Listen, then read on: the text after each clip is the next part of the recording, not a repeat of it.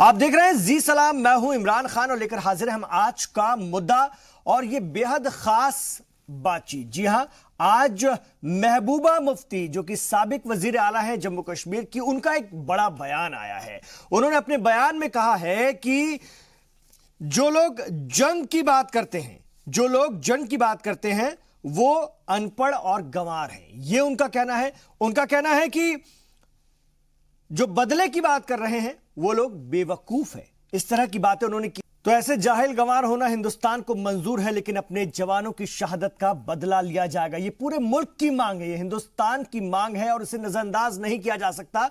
महबूबा मुफ्ती, जिनके लिए हुर्रियत के लीडरान, बाकायदा उनका नाम रखा हुआ था रुदाली, ये मिलिटेंटों के घर जाती हैं। जब कोई मिलिटेंट हलाक किया जाता है तो ये घर जाती हैं और वहां पर रोती भी हैं। तो कई बार हुर्रियत के लीडर इन्हें रुदाली कहकर के भी पुकारते थे। हालांकि जाबाज लीडर महबूबा मुफ्ती, ये उन इलाकों में पहुंचने वाली इकलौती लीडर रही हैं जहां बेहद आसानी से चली जाती है, जहां पर सेना भी जाने के लिए तैयारी करती है। मतलब मिलिटेंटों के गढ़ में भी पहुंच जाती हैं, उनके घरों में भी पहुंच जाती हैं, उनके इलाकों में भी पहुंच जाती हैं। यह भी एक सच्चाई है।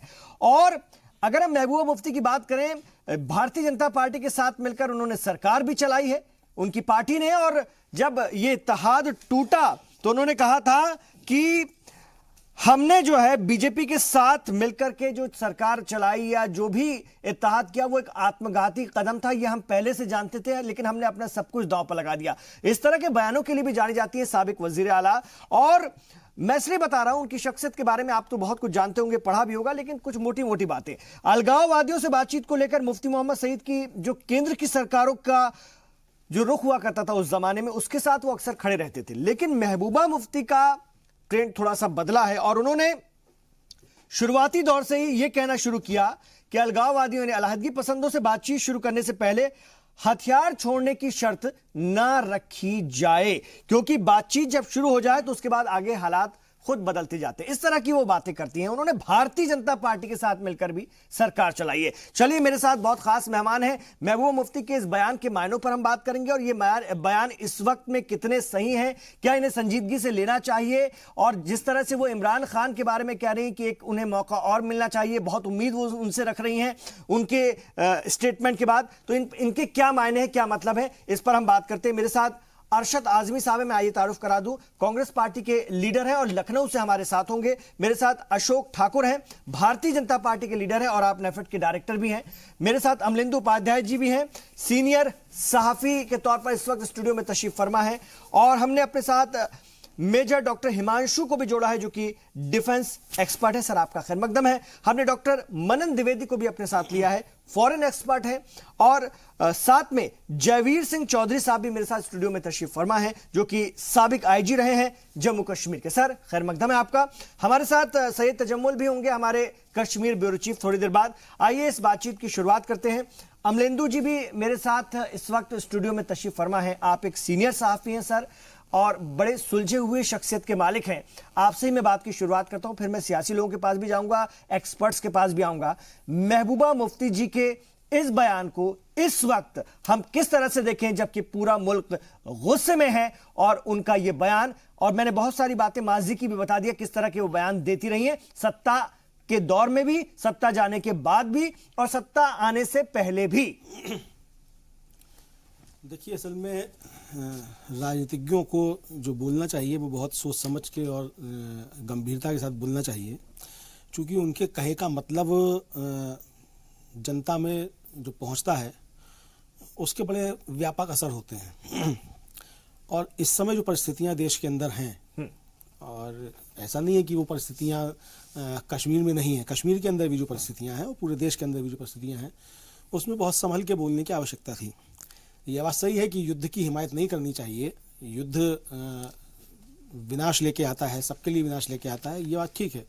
लेकिन जिस तरीके से उन्होंने बात कही और जिस लहजे में कहा, वो लहजा घोर आपत्तिजनक है और इस तरीके की बात नहीं करनी चाहिए। खासतौर से जब देश के अंदर एक सेंटिमेंट्स जगे हुए हैं कि भाई पाकिस्तान का इसमें हाथ है, पाकिस्तान के समर्थित जो उग्रवादी समूह हैं उनका उसने जिम्मेदारी ली है, जैश ए मोहम्मद ने बाकायदा इसकी घटना की। तो ऐसे समय इस तरह की बात नहीं करनी चाहिए थी।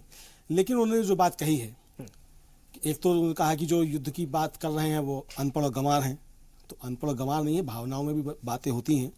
और ये सही है कि युद्ध किसी मसले का हल नहीं है, लेकिन कभी कभी अवश्यंभावी भी हो जाता है कि जब चीज़ें नहीं संभलती हैं तब जरूरी हो जाता है। लेकिन युद्ध से पहले के जो रास्ते होते हैं, कूटनीतिक प्रयास होते हैं, रणनीतिक प्रयास होते हैं, वैश्विक स्तर पे जो लामबंदियां होती हैं, वो सब कह चुकी है सर कि दहशतगर्दों के परिवारों को परेशान ना किया जाए। हम उनके बयान देख रहे थे, उनके स्टेटमेंट्स देख रहे थे, जब वहां पहुंचती हैं तो कहती हैं दहशतगर्दों के परिवार को परेशान मत करो, उनसे पूछताछ मत करो। ये भी वो चेतावनी देती रही है। नहीं, ये तो खैर गलत है। पूछताछ तो किसी से भी हो सकती है, मुझसे भी हो सकती है, आपसे भी हो सकती है, महबूबा मुफ्ती से भी हो सकती है। भाई जब किसी चीज़ की तह तक जाना है तो पूछताछ तो होगी, एक प्रक्रिया है, वो पूछताछ तो होगी, है ना। वो चाहे आतंकवादियों के परिवार वाले हों या उनके परिवार वाले ना हों, उनके समर्थक हों या ना हों, मतलब अगर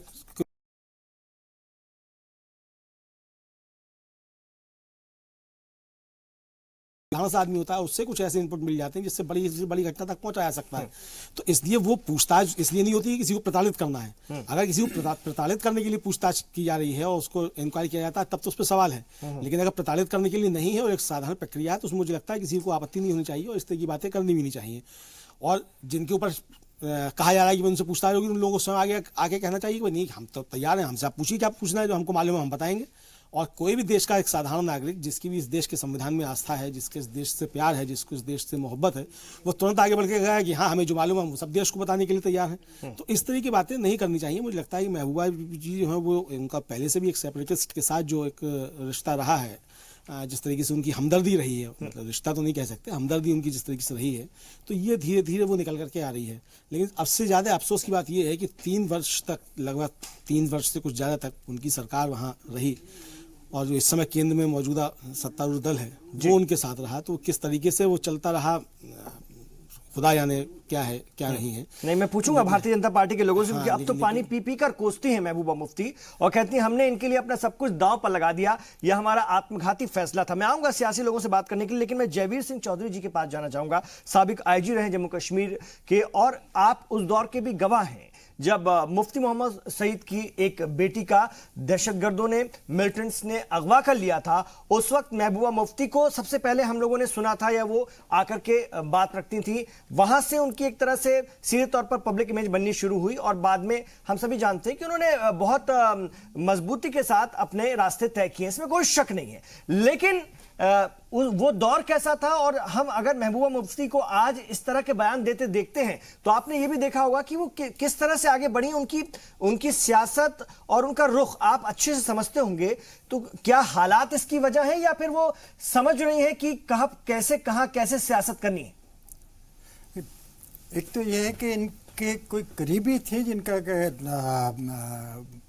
उस समय वो किडनैपिंग हुआ था और वो उनको रिलीज, आप एसएसपी रहे थे उस दौरान? जी हाँ जी।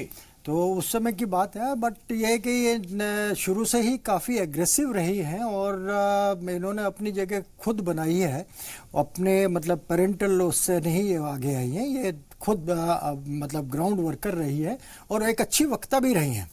अच्छा बोलती हैं, अच्छा पब्लिक को समझती हैं, लेकिन कुछ चीज़ें हैं जो कि ये रेडिकलाइजेशन की तरफ ज़्यादा लेकर के चली जाती हैं, मतलब एक एक्सट्रीम्स पर ये चली जाती हैं। एकदम सीधा सीधा कुछ बोलना होता है तो उसको ये भूल जाते हैं कि किस समय किस तरह की बातें करनी चाहिए। जैसे इनके इस स्टेटमेंट को ही लिया जा रहा है, अगर एक तरह से देखा जाए तो ये बात सही भी है कि कोई सा भी देश या रादर, ये हम हिंदुस्तान पाकिस्तान की बात क्यों करें, हम वर्ल्ड की बात करते हैं कि कोई भी आदमी जो है डायरेक्ट वार नहीं चाहता है, कोई भी देश डायरेक्ट वार नहीं चाहता है।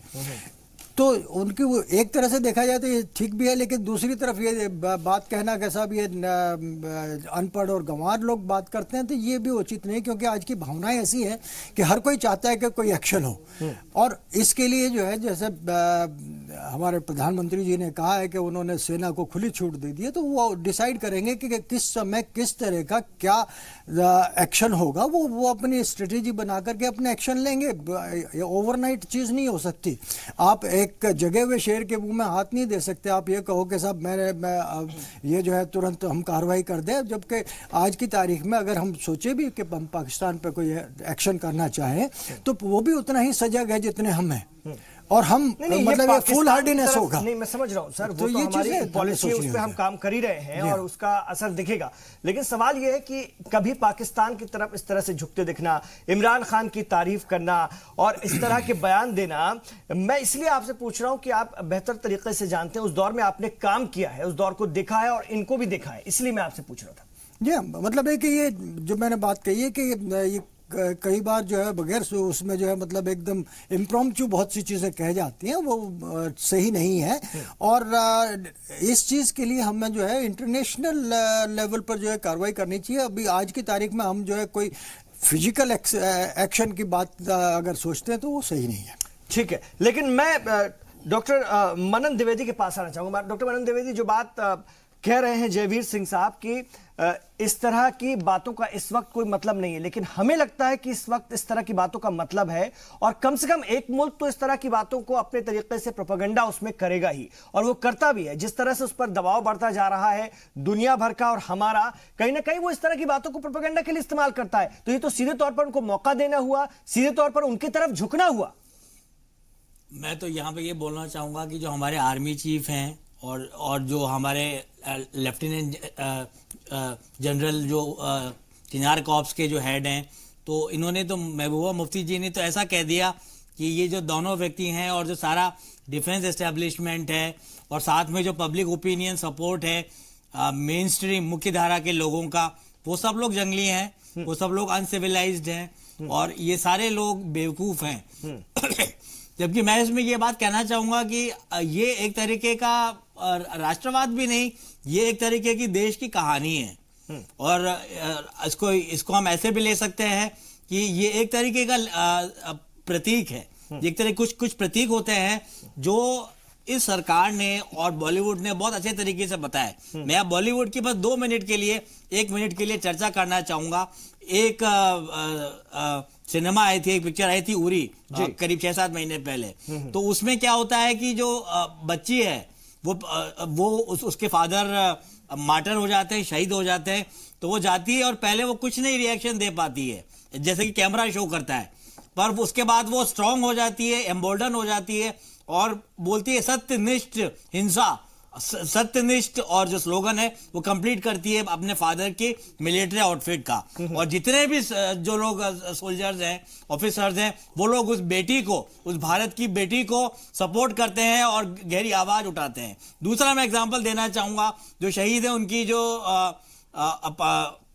वाइफ होती हैं, जो पत्नी होती हैं, वो अपने भाई के पास एक शर्ट लेके जाती हैं और कहती हैं कि इतने सारे शर्ट आ गए अब मेरे पास, पर मैं इनको धोऊंगी नहीं, क्योंकि इनमें मेरे जो व्यक्ति हैं, मेरे जो पति हैं, उनकी स्मेल है। तो मैं ये नहीं कह रहा कि सिनेमा है ये, पर ये जो सेंटीमेंट है, ये जो भावना है, ये हमको हमारे देश से जोड़ती है। और ये जो चीज है, ये मॉरल और वैल्यूज की बात है, इथिक्स की बात है, और इसकी मजाक उड़ाने का मतलब है कि आप कहीं ना कहीं राष्ट्रीय हित को और कहीं ना कहीं आप राष्ट्रीय भावना के अगेंस्ट मिलिटेट कर रहे हैं। तो मैं इस राजनीतिक टिप्पणी के बिल्कुल भी मतलब को समझ नहीं पा रहा हूं। और एक सेंटेंस और बोलूंगा कि बॉर्डर एक पिक्चर आई थी कुछ वर्षों पहले, उसमें भी एक ऐसी इमेज दी गई। उसमें इमेज ये दी गई कि जो अक्षय खन्ना जो हैं, जो मेजर धर्मवीर हैं, वो टैंक के नीचे उनको गोलियां लगती हैं, उसके सहारे से टेक के लेटे हुए हैं और उनको अंतिम विजन आता है कि उनकी मदर उनके लिए सहरा लेके आ रही हैं। तो ऐसे विजन्स जो हैं, ये लोगों को मश मतलब लोगों को भावनात्मक इमोटिव लग सकते हैं, पर इसी इमोशन पर आर्मी चलती है, इसी इमोशन पर देश का साधारण नागरिक चलता है। देश अभी मैं समझ रहा हूं इसी जज्बात से इस वक्त गुजर रहा है, जज्बाती है मुल्क, और इस वक्त ऐसे बयान देना उसके कई माने। लेकिन मैं मेजर डॉक्टर हिमांशु की तरफ जाना चाहूंगा, डिफेंस एक्सपर्ट हैं आप। सर, मैं आपसे ये जरूर पूछूंगा, जो बातें वो कह रही हैं, कभी कभी सोचो तो सिर्फ इस बात पे कि जंग तो किसी मसले का हल नहीं है, बातचीत होनी चाहिए, उनका कहने का सेंस, भले ही इस वक्त जो शब्द हैं, जो लफ्ज हैं, जो बातें हैं, वो चुभ रही हूं हमें, लेकिन अगर उसके दूरगामी नताइज देखे जाए तो आपको क्या लगता है, सही कह रही हैं? देखिए, आपने अपने सवाल का जवाब भी खुद ही दे दिया है। एक डिफेंस एक्सपर्ट के तौर पर आपसे पूछूं, क्योंकि इस वक्त हम सब गुस्से में हैं और फौज के लोग अच्छे से जानते हैं कि जंग के दुष्परिणाम क्या होते हैं और उसमें कितना बड़ा नुकसान होता है। देखिए, पहले अगर आप फौज के नताइज की बात कर रहे हैं तो ये भी समझिए फौज का मिजाज क्या है, उसकी तरबियत क्या है। एक सीधा सवाल है, आदमी लड़ता किस लिए? मैं जंग फौजी तरबियत के लिहाज से कह रहा हूँ, ये आपस में लड़ने गली छाप मोहल्ले के तूतू मैमे की बात नहीं कर रहा हूँ। आदमी लड़ता किस लिए है? आदमी लड़ता है नमक के लिए और निशान के लिए, मुल्क के लिए, इन चीजों के लिए लड़ता है जो फौजी लड़ता है। मैं यहाँ तक अपने सभी पैनलिस्ट से सहमत हूँ, खासतौर पे जो पहले हमारे साथी पैनलिस्ट थे जिन्होंने कहा ये, मेरा ख्याल से वो उसे बेहतर आर्टिकुलेट कर सकती थी। वो एक सीजन्ड पॉलिटिशियन है और कश्मीर के दौरान में हमने ये देखा भी है कि वो जमीनी नेता है, वो कोई हवाई जहाज वाली पैराट्रूपर टाइप की नहीं है, ये बात सही है। लेकिन उनसे और भी ज्यादा हमें उम्मीद रहती है कि वो बेहतर कहें, क्योंकि वो जमीनी नेता है और एक खानदानी नेता है। और यहाँ कोई नेताओं के खिलाफत की बात नहीं है कि फौजी होने के नाते हम सियासत की मुखालफत करें, ऐसा भी नहीं है। शेख अब्दुल्ला की वजह से आज है अगर हिंदुस्तान में ये है, और फौज की वजह से है आज कश्मीर हिंदुस्तान का भाग है, उसमें बड़ा रोल था। उनके पिताजी भी बड़े सुलझे हुए आदमी थे, लेकिन इस तरीके के बयान उन्होंने क्यों दे दिया?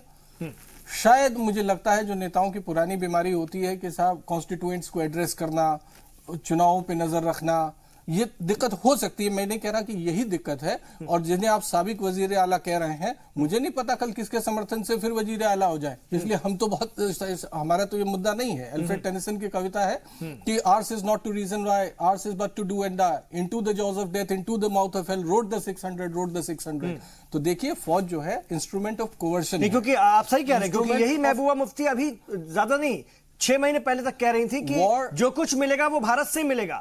ये मिलिटेंट्स को वो समझा रही थी, ये अलहदगी पसंदों को वो समझा रही थी कि ये सब छोड़ दो, बंदूक रख दो, जो मिलेगा वो हिंदुस्तान से मिलेगा। वॉर लास्ट डिप्लोमेटिक एफर्ट है, आप बात समझिए। वॉर एक फौज इज इंस्ट्रूमेंट ऑफ कोर्सन। स्टेट कोई वो नहीं है, जेनेसिस ऑफ स्टेट को समझिए। जेनेसिस कोई भंडारा नहीं है, कोई धर्म वो नहीं है कि साहब भंडारा धर्म वो हो रहा है। फौज के साथ राजदंड जुड़ा है और राजदंड का धारण जो है फौज करती है। तो दृढ़ निर्णय आपको लेने पड़ते हैं सार्वजनिक जीवन में। ये कोई राजनीति का अभिनय ग्रह भी नहीं है कि नौटंकी से और नाटक से काम चल जाए। यहाँ आपको दृढ़ निर्णय लेने पड़ते हैं। वो एक संजीदा नेता है। फौज एक बड़ी संजीदगी वाली बात, ये जो जंग है बड़ी संजीदगी वाली बात है। और पेशे से डॉक्टर हूँ, फौज में रहा हूँ, तो हम आज साथी के खोने का दर्द भी जानते हैं। और दूसरों के लिए शायद ये सहूलियत होगी, मेरे लिए नहीं है कुछ भी कह देने की, क्योंकि कीमत कहीं किसी फौजी को अदा करनी पड़ती है। पर आज जो मुल्क के हालात हैं उसमें लोग बहुत रोष में हैं, बहुत आहत है। इस तरीके के बयानबाजी, मैंने कहा किसी भी पार्टी के नेता हो वो जरा चुप रहने का भी अभ्यास करें, क्योंकि इस तरीके की चीजें मरहम नहीं लगाती, नश्तर लगाती हैं। बहुत बड़ी बात, बहुत अहम बात। फिर मैं अब एक छोटा सा वक्फा यहां पर ले रहा हूं। हमारे एक्सपर्ट से हमने बहुत सारी चीजें समझने की कोशिश की। ब्रेक के बाद जब मैं लौटूंगा तो सियासी लीडरान के पास जाऊंगा, उनका मौकिफ जानूंगा इस बयान को लेकर के। और जाहिर सी बात है, सियासी लीडरान जब बोलेंगे तो सियासत करेंगे, कई सियासी मायने भी इसमें निकलेंगे। महबूबा मुफ्ती के उस बयान पर आज बात कर रहे हैं, अपने एक्सपर्ट से जाने समझने की कोशिश कर रहे हैं कि इस वक्त उनका यह बयान जिसमें उन्होंने कहा है कि कोई अनपढ़ और गंवार शख्स ही इस वक्त जंग की बात करेगा। इससे पहले वो कह चुकी कि इमरान खान को एक और मौका मिलना चाहिए पाकिस्तान के पीएम के रूप में। और उन्होंने कहा है कि जो बदले की बात कर रहा है वो देश बेवकूफ है क्या, इस तरह की उन्होंने बातें कही हैं। कश्मीरी लीडरान के इस तरह के बयान हालांकि कोई नए नहीं है, लेकिन इस वक्त जबकि पूरा देश एक जज्बात के साथ आगे बढ़ रहा है, एक जज्बा है पूरे मुल्क में, तो कहीं ना कहीं पब्लिक ओपिनियन का भी बड़ा महत्व होता है। और ऐसे में जब इस तरह की बातें आती हैं या उन्हें कहीं ना कहीं, इस पर मैं अब यहां बात करना शुरू करूंगा। अशोक ठाकुर जी भारतीय जनता पार्टी के लीडर हैं। ये जो सानेहा हुआ बहुत अफसोसनाक है, हम सब इसकी मजम्मत करते हैं और हम सब चाहते हैं कि बदले की कार्रवाई हो जिन्होंने भी इस काम को अंजाम दिया है उनके खिलाफ। लेकिन मुल्क भर में कश्मीरी जो स्टूडेंट्स वगैरह हैं उनके खिलाफ भी एक तरह से मुहिम ही चल पड़ी। और हालांकि वो हिफाजत में तो है, लेकिन कोई ऐसा बड़ी घटना तो नहीं हुई, लेकिन कहीं ना कहीं उनमें खौफ हुआ। वो दोनों तरफ से टारगेट होते हैं। एक तो वो उन मिलिटेंट से टारगेट हो रहे हैं कि वो हिंदुस्तान के मुख्तलिफ शहरों में जाकर के पढ़ रहे हैं और कहीं ना कहीं उनकी जो विचारधारा है उनके खिलाफ जा रहे हैं। और दूसरा, अगर हम अंदर ही अपने उनको परेशान करेंगे जैसा कि देखने सुनने को मिला, तो ये भी एक बहुत ही खौफनाक बात है, दुख की बात है। ऐसे में वहां के लीडरान फिर जब इस तरह के बयान दें तो हमें कहीं ना कहीं ताज्जुब नहीं होना चाहिए। फिर देखिए इमरान साहब, पहली बात तो यह है कि कश्मीरियों के ऊपर कहीं भी देश के अंदर कोई हमला नहीं हुआ है। नहीं, मैंने कहा ना नहीं है ऐसी कोई खबर, लेकिन एक खौफ का माहौल तो बना है ना। नहीं, खौफ का माहौल सोशल मीडिया के थ्रू भी बना है, उसको किसी ने सख्ती से रोका भी नहीं। नहीं, खौफ का माहौल होना एक बात है, और इतनी बड़ी घटना होने के बाद अगर इस तरह का माहौल बनता भी है तो स्वाभाविक रूप से किसी को भी डर लगता है। और अगर कोई ऐसी घटना दिल्ली के अंदर भी मान लो कोई होती है तो दिल्ली के अंदर रहने वाले बासिंदों में भी डर होता है जी। तो ये स्वाभाविक है, इसको हमको उसको जोड़ना नहीं चाहिए। ये कुछ लोग इसको प्रयास कर रहे हैं ये बनाने का माहौल, जो एंटी नेशनल एलिमेंट है देश के अंदर, जो परिस्थितियों का फायदा उठाकर जो देश के खिलाफ साजिश रचते रहते हैं, जो स्लीपर सेल्स हैं, वो ऐसी कोशिश करते हैं कि माहौल को खराब किया जाए ताकि ये पाकिस्तान के ऊपर से जो एक दबाव है वो कम हो जाए और कंसंट्रेशन जो है वो लोकल पर आ जाए। तो ये मुझे लगता है इसके पीछे बहुत बड़ी रणनीति है, इंटरनेशनल साजिश भी है ये। लेकिन यहाँ मैं पहले महबूबा के बारे में बात करना चाहूँगा। जो महबूबा के बारे में अभी मेरे साथियों ने कहा कि वो ज़मीनी नेता हैं, मुझे लगता है ये निहायत गलत शब्द है। महबूबा ज़मीनी नेता नहीं है, वो अपने पिता से विरासत में मिली हुई सत्ता है उनको। ज़मीन की उनको ज़मीनी नेता जो होता है उसके विचार जो होते हैं वो लोगों को अपने विचारों में ढालने की शक्ति होती है उसमें। अगर महबूबा में इतनी शक्ति होती तो कश्मीरियों युवाओं को वो सही रास्ते पर लाने की हिम्मत रखती और करती उसको। नहीं तो 6-7 महीने पहले क्या सोच करके और 3 साल सरकार भारतीय जनता पार्टी ने उनके साथ चला ली। हाँ। ये तमाम बातें उस वक्त आप लोग, राजनाथ सिंह भी उनकी तारीफ किया करते थे जब वहां पर पहुंचते थे और बाकी आपके लीडरान भी उनके नाम के कसीदे पढ़ते थे।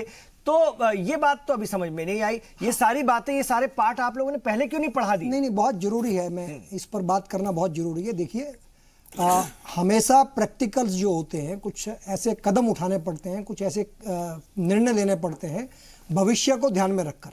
हमने भी महबूबा से बातचीत करके एक मिनिमम प्रोग्राम बनाया और आपने देखा कि उसके बाद महबूबा के बयानों में बदलाव आया। वो सब हमने एक प्रयास था, एक कोशिश थी और उस कोशिश में हम सफल हुए। अगर हम कोशिश ही नहीं करेंगे तो सफलता कैसे मिलेगी? अभी हमारे लोग ये कहेंगे कि उनसे बात नहीं होती।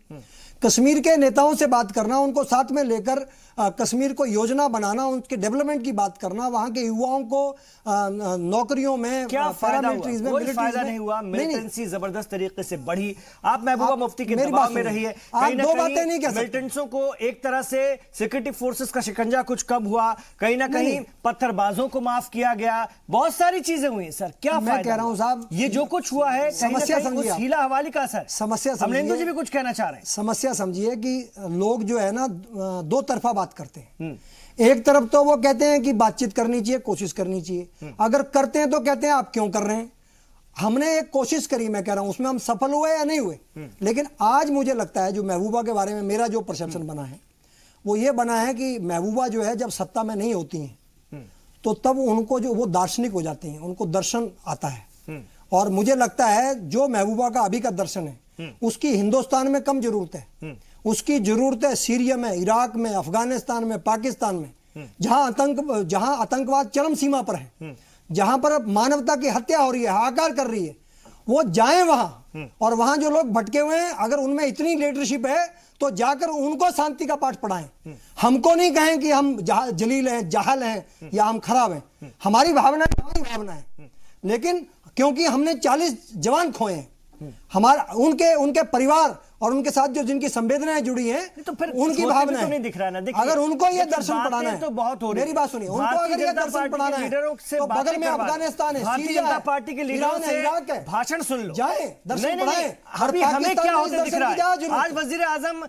आज वजीर आजम की मौजूदगी में पुलवामा का जिक्र तक नहीं किया सऊदी क्राउन प्रिंस ने।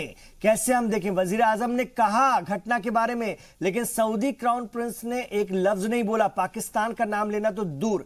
तो ये सब बातें, ये सब भाषण जो हैं बहुत अच्छे लगते हैं आप लोगों के मुंह से, लेकिन होता जब तक नहीं दिखता है तो फिर लोग कैसे यकीन करें? क्या हमारी सरकार ने उनसे बात नहीं करी? क्या उनके सामने मुद्दा उठाया नहीं? आप बताएं। और उन्होंने उसका समर्थन किया, नाम उन्होंने कहा उसके बारे में कुछ कहा ही नहीं। देखिए, उन्होंने कहा कि हम इस लड़ाई में आपके साथ हैं, लेकिन उन्होंने पाकिस्तान का नाम नहीं लिया। पाकिस्तान का नाम नहीं लिया, पुलवामा तक का नाम नहीं लिया। मैं पुलवामा का नाम लिया उन्होंने। देखिए, ये दो देशों के बीच की बातचीत है और उसमें हमारी तरफ से जो प्रयास है वो पूरा हुआ। और अंतर्राष्ट्रीय स्तर पर पाकिस्तान को घेरने के लिए सब देशों से, मुझे लगता है जो उनके हिमायती देश हैं, हमको उनसे भी बात करनी पड़ेगी और जो खिलाफ वाले देश हैं उनके साथ भी बात करनी पड़ेगी। और अंतर्राष्ट्रीय मंच पर उसको घेर कर जो है हमको उसको उस टेबल पर लाना पड़ेगा जहां वो मजबूर हो आतंकवाद के खिलाफ या तो खड़ा हो या फिर हम उसको जो है क्रश करें। ठीक है, लेकिन पाकिस्तान में जब सियासी उथल पुथल जब भी होती है तो कहीं ना कहीं सऊदी उसका शेल्टर बनता नजर आता है, उसको कहीं ना कहीं उसकी सुरक्षा कवच बनता हुआ वो नजर आता है। ये हालात हैं। आपने उनको यहां पर बुला के कोई बहुत कमाल की बात नहीं कहलवा दी, ये अफसोस रहेगा। मैं एक बार चलूंगा सीधे हमारे अरशद आजमी साहब के पास, कांग्रेस के सीनियर लीडर हैं, लखनऊ से हमारे साथ हैं। महबूबा मुफ्ती पर आता हूं मैं। महबूबा मुफ्ती के बयान को इस वक्त किस नजर से देखा जाए? देखिए इमरान साहब, देश बहुत ही गमगीन परिस्थितियों से गुजर रहा है और इस वक्त देश का बच्चा बच्चा जो है आक्रोशित है। इन हालात में कोई भी सेंटेंस निकालना, मुंह से निकालना, वो उसके कितने घातक परिणाम हो सकते हैं ये सोचा नहीं जा सकता है। कोई भी ऐसी हरकत, कोई भी ऐसी एक्टिविटीज आज के इस परिस्थिति में कहीं से भी कोई निगेटिव बात अगर हो रही है तो उस पर बहुत ज्यादा चिंता करने का विषय है। महबूबा मुफ्ती ने उनके विचारधारा, उनकी जो भी अपनी सोच है, लेकिन ये जग जाहिर है कि महबूबा मुफ्ती एक अलगाववादी संगठन से सहानुभूति उनकी हमेशा रही है और हमारी भारतीय जनता पार्टी भी उनके साथ सरकार बना करके काफी दिन रही है, तो उनका तजुर्बा ज्यादा अच्छा होगा कि महबूबा मुफ्ती के क्या ख्यालात हैं और क्या चाहती हैं वो। आपके साथ भी रही है। लेकिन ये है कि इस वक्त राजनीति का समय नहीं है और कोई राजनीतिक बहस का वक्त नहीं, क्योंकि वो तो ये भी कहती रही है ना, वो भी ये भी कहती रही है कि कांग्रेस और बीजेपी दोनों पार्टियों की राजनीति हिंदुत्व से संचालित होती है। एक और उनका मैं बयान बता दूं, बहुत बयानों के लिए वो जानी जाती हैं, इनके बीच फर्क करना बहुत मुश्किल है, वो ये कह चुकी हैं अभी पिछले दिनों। नहीं, मैं कह रहा हूं ना कि उनकी विचारधारा, चूंकि उनके साथ उठना बैठना जिसका ज्यादा रहा है वो ज्यादा अच्छी तरीके से समझ सकते हैं। लेकिन इस वक्त देश की जो परिस्थिति है वो ये है कि इस वक्त अभी 45 शहीदों की चिता भी ठंडी नहीं हुई है। अभी देश इतना आक्रोशित है कि इस तरह के बयानात देना और इस तरह की बातें बोलना, लफ्ज के हेरा फेरी से बहुत मामले खराब हो जाते हैं। लफ्ज को अच्छे तरीके से पेश करना एक अलग चीज होती है और उसका जो उन्होंने दुरुपयोग किया है वो अच्छा नहीं लगा है। तो जानकर किया होगा ना, कोई मैसेज देने के लिए, अपनी कोई सियासत करने के लिए ही किया होगा ना। ऐसे तो इतनी बड़ी वो लीडर हैं, साबिक वजीर आला रही हैं, तो ऐसे तो नहीं कह देंगी। नहीं, देखिए ये निर्णय लेने का कि देश में जंग लड़ी जाए या न लड़ी जाए, ये निर्णय हमारे एक्सपर्ट का है। जो हमारे आर्मी एक्सपर्ट है वो इस पे विचार करेंगे, वो बोलेंगे, वो सोचेंगे कि क्या बेहतर कार्य करना है। इस वक्त तो सारा अपोजिशन एक साथ खड़ा होना चाहिए और देश एक साथ। नहीं, इन्होंने जो सवाल किया उसका भी जवाब दे दीजिए। नवजोत सिंह सिद्धू को भी समझाएंगे क्या? उन्होंने भी कुछ इसी तरह की बात कही थी। नहीं, देखिए अब बात खुलेगी तो भी बिला वजह राजनीतिक हो जाएगी। अभी बहुत सी बातें अभी मैं नहीं करना चाहता हूँ। अभी क्राउन प्रिंस यहाँ पे जो तशरीफ लाए, उनको जिस तरह से वेलकम किया है गले लगा करके, तो अब सवाल ये है कि 1.5 लाख करोड़ रुपए पाकिस्तान को, जो देश आतंकवाद का अड्डा है, उसको आर्थिक सहायता देकर क्राउन प्रिंस अभी लौटे हैं और उनके साथ इतना गर्म जोशी से उनको जो है। नहीं, तो आप ये बताइए ना, भारत को पाकिस्तान को थोड़ा अलग थलग करना है कि खुद ही दुनिया से अलग थलग हो जाएं? ये भी तो मुमकिन नहीं है ना। ये राजनीति का समय नहीं है। इस वक्त तो सारा देश गमगीन है और एक साथ खड़ा है, आर्मी के साथ है, सिक्योरिटी फोर्सेस के साथ है और जो भी निर्णय होगा सारा देश एक साथ रहेगा। लेकिन अपनी चुनावी रैलियां रोकें, अपने भाषण बंद करें। इस वक्त देश के जवानों के घर पर जाकर उनके आंसुओं को पहुंचने की आवश्यकता है। ठीक है, सियासी बातें शुरू हो गई है, सियासत जाहिर सी बात होगी। ठीक है सर, मैं आऊंगा, अर्शद जी आपके पास आऊंगा और भी बहुत सारी बातें करूंगा महबूबा मुफ्ती को लेकर के। एक छोटा सा वक्फा यहां पर और लूंगा और भी अपने मेहमानों के साथ मैं लौटूंगा। तो महबूबा मुफ्ती के इन बयानों के मायनों पर हम चर्चा करेंगे, उनकी सियासत पर चर्चा करेंगे, कश्मीरी लीडरान की जो मेन स्ट्रीम की पार्टियां हैं उनकी सियासत पर भी हम बात करेंगे। महबूबा मुफ्ती के आज के बयान पर हम बात कर रहे हैं। जम्मू कश्मीर की साबिक वजीर आला ने कहा है कि इस वक्त जो बदले की बात कर रहा है वो बेवकूफ है। उनका कहना है कि जंग की बात करना इस वक्त अनपढ़ और गंवारों का काम है। इस तरह की कुछ उन्होंने बातें कही हैं। पुलवामा, जहां पर कि ये अटैक हुआ है, जहां पर कि ये हमला हुआ है, ये महबूबा मुफ्ती का ही गढ़ है। बड़ा सवाल यह है कि यहां पर मिलिटेंसी को खत्म करने के लिए, रोकने के लिए, उसको जड़ से निकालने के लिए, या वहां के लोगों को मेन स्ट्रीम में लाने के लिए उन्होंने क्या किया एक सियासी लीडर के तौर पर, यह भी बड़ा सवाल है। मैं अमलेंदु उपाध्याय जी की तरफ जाना चाहूंगा, सीनियर सहाफी हैं। सर, कश्मीरी लीडरान की मेन स्ट्रीम के, अलहदगी पसंदों की तो मैं बात ही नहीं कर रहा, मेन स्ट्रीम के जो कश्मीरी पार्टियों के जो लीडरान हैं उनकी भी बड़ी मुश्किल है, यहां तक कि हम देखते हैं कि भारतीय जनता पार्टी या कांग्रेस के लीडरों को भी कश्मीर में कई बार कुछ इस तरह का रुख रखना पड़ता है, वो मजबूरी होती है उनकी सियासी। तो ये जो तजब्जुब है, ये जो कंफ्यूजन है वहां के लीडरान को और आवाम को भी कहीं ना कहीं बनाकर रखते हैं, उसको हम कैसे देखें, और यही उनकी पॉलिटिक्स का खाद पानी भी होता है। देखिए, इसके लिए सबसे बड़ी बात यह है कि हमको बड़ा गहरी आपने बात कर दी, बहुत पीछे जाना पड़ेगा।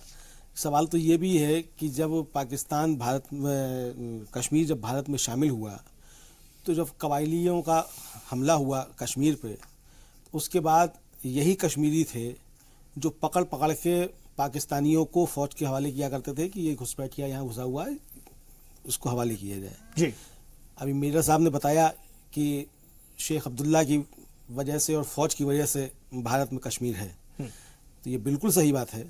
लेकिन सवाल ये है कि आखिर वो कौन सी वजूहात थी जिनकी वजह से आज कश्मीर के अंदर इतनी अलहदगी पैदा हो गई है। मैं फिर इस बात को कहना चाहता हूं कि किसी भी मुल्क में आप जनता को स्टेट के खिलाफ करके मुल्क को कायम नहीं रख सकते। ये जो स्टेट है उसकी भी जिम्मेदारी है कि वो अपने सारे जो उसके बाशिंदे हैं उनके जो मसाइल हैं उनको सॉल्व करे, उनको हल करे और उनकी समस्याएं हैं उन पर ध्यान दे। और अगर कोई बेटा अपने बाप से नाराज़ है तो गलती सिर्फ बेटे की नहीं है, बाप की भी कहीं ना कहीं कोई गलती होगी, और नहीं है गलती तो वो बेटे की भावनाओं को समझने की शायद कोशिश नहीं कर पा रहा, या कुछ और दबाव हो सकते हैं। तो बहरहाल इसलिए वहाँ की जो लीडर्स के सामने जो दिक्कतें आती हैं, जो हम खासतौर से जो भारत परस्त लीडर्स हैं उनके सामने जो दिक्कतें आती हैं वो इसीलिए आती हैं। और अब वहाँ इतना ज़्यादा अलगाव बढ़ चुका है, ख़ासतौर से जो दक्षिण कश्मीर कहलाता है वहाँ, कि वहाँ सियासत करना बड़ा मुश्किल हो गया। आप देखिए कि अभी जो पंचायत के चुनाव हुए और वहाँ जब प्रत्याशियों को सुरक्षा नहीं दी गई तो चुनाव लड़ने वाले ही लोग में नहीं मिले, 7 वोट और 8 वोट पर फैसला हो गया। तो अगर इस तरीके की स्थितियां पैदा हो रही हैं, और जबकि थोड़े समय पहले हमने क्या देखा था कि लगभग 70 से 80% के बीच में जो था वो वोटिंग परसेंटेज रहा था, तो इसका जो 70 से 80% के बीच में जो वोटिंग परसेंट रहा, तो वो वोट करने वाले लोग जो थे वो निश्चित तौर पे वो जो कश्मीरी थे वो हिंदुस्तानी ही थे, है ना। तो अगर ये भावनाएं पैदा हो रही हैं, और मैं तो और बड़ा बात कहना चाहता हूँ कि हमारे जो पूर्व सेना प्रमुख हैं और इस समय विदेश राज्य मंत्री हैं जनरल वीके सिंह साहब, मैं समझता हूँ कि उनसे बड़ा देशभक्त कम ही लोग होंगे। तो उन्होंने भी जो अभी जो बात कही कि भाई ऐसे क्या कारण है कि अभी 2005 तक कश्मीर शांत था और इधर आकर के जो है वो दिक्कतें पैदा हो रही हैं, क्या है। तो जो गलतियां हैं या जो डिसकंटिन्यूएशन डायलॉग के बीच में है, मैं पाकिस्तान से डायलॉग की बात नहीं कर रहा हूँ, मैं सेपरेटिस्ट से डायलॉग की बात नहीं कर रहा हूँ, मैं तो जो हिंदुस्तान के बाशिंदे हैं उन कश्मीरियों से बात करने की बात कर रहा हूँ जिन कश्मीरियों की हिंदुस्तान के संविधान में आस्था है। तो उनसे भी अगर हमारा डायलॉग नहीं हो पा रहा है तो निश्चित तौर पर वहां की सियासी जमातों ने भी तो इसके लिए बहुत काम नहीं किया। नहीं, देखिए वहां की आप सियासी जमातें किसको कहेंगे? PDP, NC, Congress, BJP. नहीं, कांग्रेस बीजेपी, देखिए कांग्रेस भी बात करती रही है, नेशनल कॉन्फ्रेंस भी बात करती रही है, पीडीपी के ऊपर आप सवाल कुछ उठा सकते हैं, लेकिन जब 3 साल वो सरकार में रही महबूबा जी, तब तो वो बात करती रही थी कि भाई हथियार फेंक दो, और बहुत बड़ा सख्त बयान था उनका, बल्कि जब वो चीफ मिनिस्टर थी, जो रुखसत हुई है चीफ मिनिस्ट्री की कुर्सी से, उससे कुछ समय पहले ही बड़ा सख्त बयान था अलगाववादियों को लेकर के उनका। तो जो वो इस तरह की बात करने वाली महबूबा मुफ्ती अगर अब पलट के बात कर रही हैं तो कहीं ना कहीं कुछ ना कुछ डिसकंटिन्यूएशन डायलॉग्स में है, और उस डिसकंटिन्यूएशन को जो है वो कंटिन्यूएशन करने की आवश्यकता है कि हम जो है जो बातचीत हो वो निरंतरता बनी रहे, जो अवाम है उसके साथ संवाद हमारा होना चाहिए। अवाम के साथ संवाद। डॉक्टर मनन द्विवेदी, क्या ऐसा नहीं हो पाया क्या या इसमें चूक हो गई क्या, जो बात निकल कर सामने आ रही है, और फिर इस तरह की बातें कह करके फिर कहीं ना कहीं अवाम को सियासत करके डाइवर्ट करते रहो?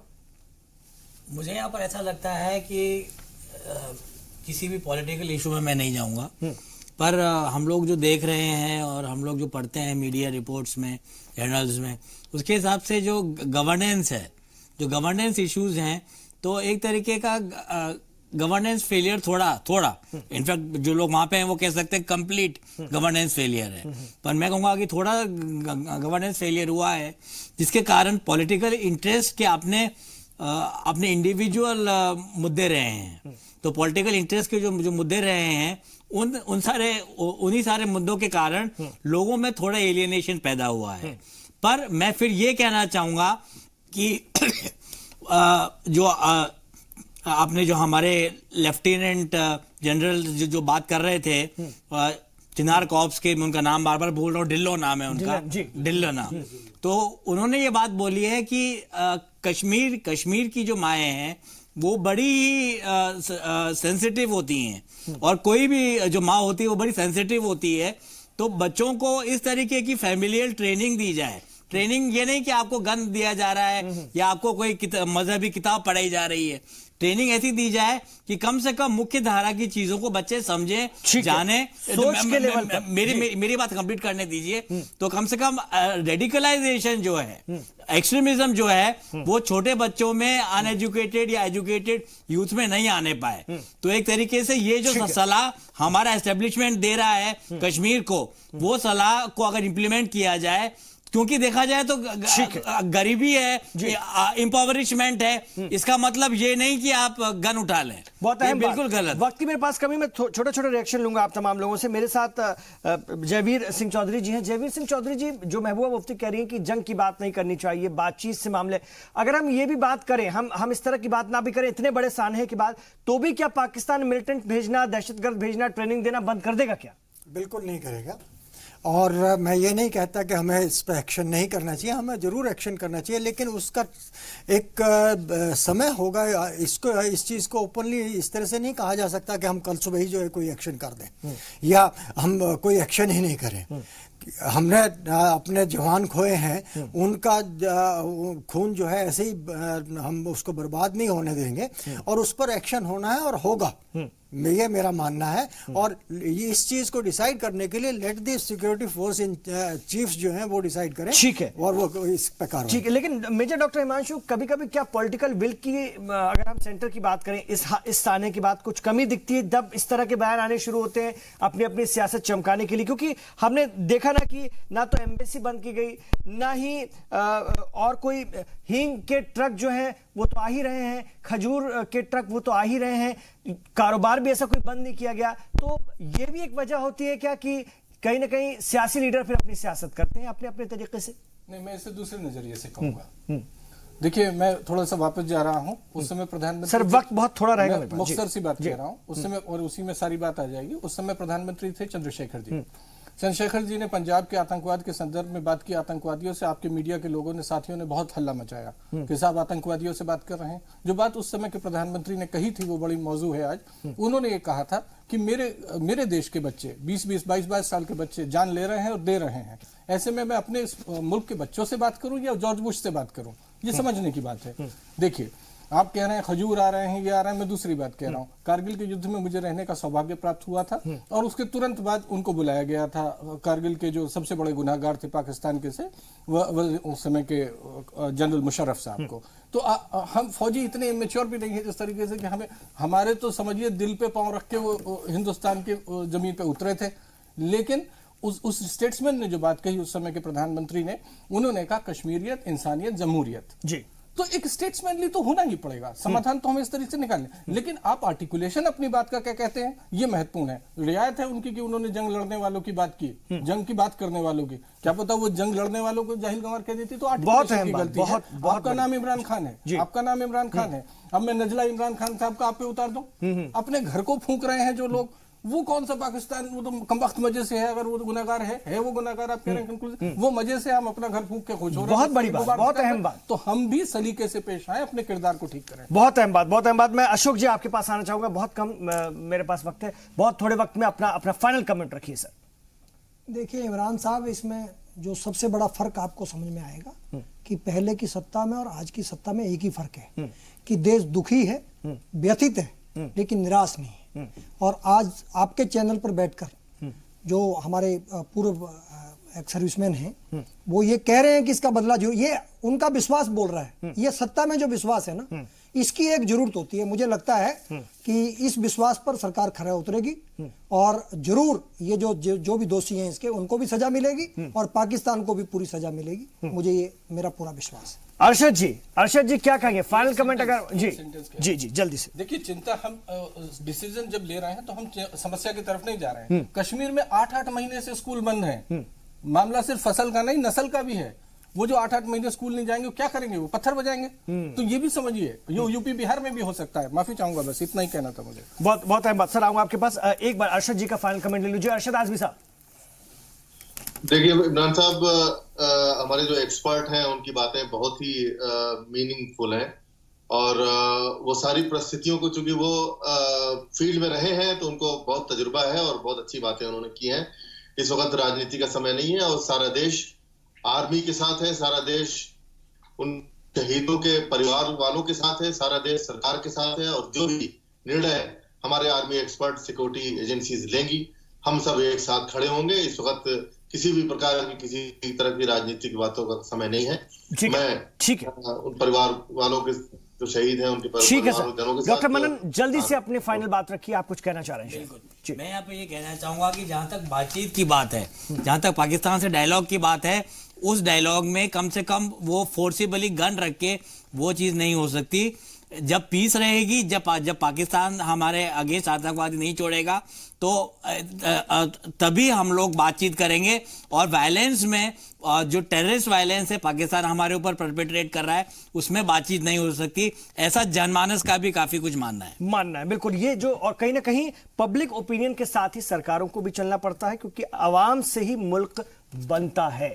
तो अब देखना ही होगा कितने बयान आगे आते हैं सियासी, क्योंकि सियासत तो होगी। 2019 के आम इंतखाबात आगे हैं, इस सानहे पर भी सियासत होगी, इसमें कोई शक नहीं। हालांकि सियासी पार्टियां भी ये वादा करती हैं, दावा करती हैं कि हम इस पर सियासत नहीं करेंगे, लेकिन जाहिर सी बात है इस पर सियासत होगी और कितना हमें देखना सुनना पड़ेगा ये भी दिलचस्प रहेगा। फिलहाल इस चर्चा में शामिल होने के लिए आप तमाम लोगों का शुक्रिया। आप रहिए जी सलाम के साथ। थोड़ी देर बाद सलाम हिंदुस्तान मेरे साथी शहबाज के साथ।